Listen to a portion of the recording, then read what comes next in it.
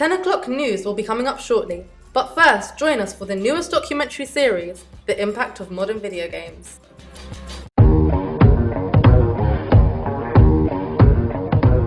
It's the 21st century, and technology now plays a huge role in our lives than ever before.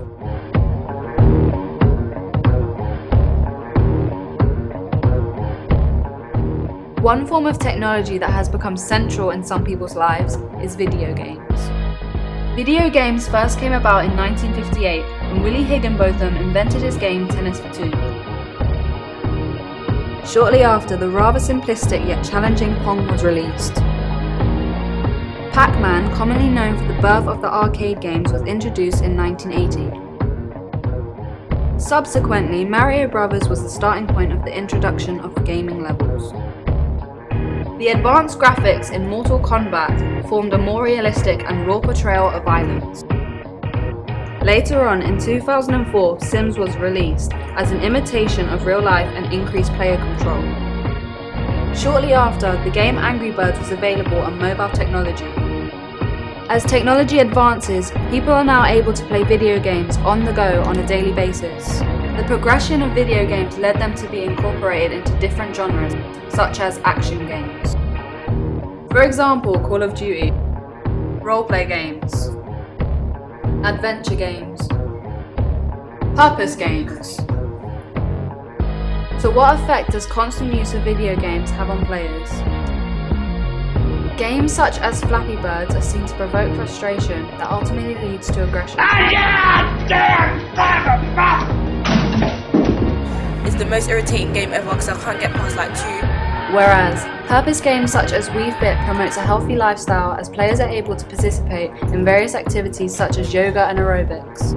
Are these effects becoming a problem or a solution for players?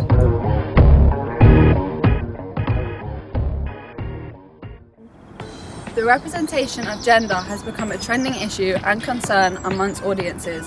However, the way gender is represented varies within the different video game genres such as action games. Action games such as Call of Duty allow males to have a more dominant role while women are absent. Why is this? I think it's because Call of Duty is special forces, and actually the first Call of Duty is World War II, and I don't think at that point there were many women at the front line. Adventure games. These games do allow both gender to have a leading part. However, the majority of the time is the female in need of saving. It would be a bit weird to have a female saving a man, and if you have like a man saving the female, it gives like a goal to the game or a quest. Roleplay games. Portrayal of gender ranges within this genre. Games like Sleeping Dogs allow missions to consist of women with their bodies exposed, while others, such as Sims, give women more promising roles such as mothers. Purpose games. In purpose games such as Wii Fit, the portrayal of gender is irrelevant, as there are no aspects of sexuality shown through the personal trainers. They don't focus on women having to do yoga and men having to do anaerobic and aerobic exercises. It sort of makes a balance between the sort of approaches that women are more feminine and gentle and men have to do muscle exercises.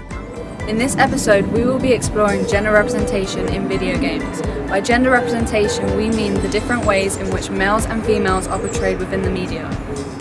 For instance, in the Bloodlines video, women are sexualized through their revealing clothing and provocative dance moves, while the men are given a more dominant role as they encourage the women to behave inappropriately. On the other hand, adverts such as Mr. Muscle give women a domestic role, while they portray men as a superhero whose duty is to help the woman in need. Are females portrayed too provocative, or do modern games actually represent them more empowered? Yeah, I think women in video games are definitely presented provocatively. They've always got skimpy clothing, it's always tight, they're usually busty. In 2013, the game Last of Us was released, whereby one of the main characters is a teenage girl who is not objectified, but is given a masculine role as she defends herself by the use of weapons. However, since 2008, the GTA series has been belittling women to sexual objects, such as prostitute. There's a strip club which really has nothing to do with the game. So women are just being established as these tools or things for entertainment. Nevertheless, the portrayal of females in Tomb Raider has got better, as in 1996 Lara Croft was presented in tight clothing, which caused controversy and led to the evolved version of her where she looks more like a heroine character. A lot of the time, women especially are seen as subservient, sexual objects. Even when they are seen as action heroes, they're still curvy and dressed in a certain way. To show how audiences respond to gender representation in video games, we conducted an experiment. This is our first participant, Sharika, age 15. She'll be playing Call of Duty Ghosts.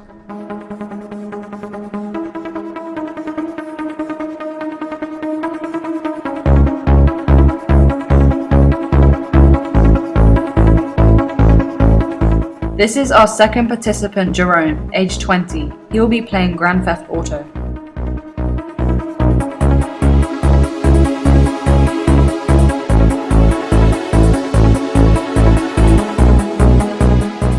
Well, on Call of Duty, like, the women's roles is pretty much exactly the same as the men's role. Because before, the women's role were non-existent. They weren't in any Call of Duty games. In GTA, women ain't really got a main role. Like, they're not the protagonist or even the antagonist. They're just tools for the player's amusement.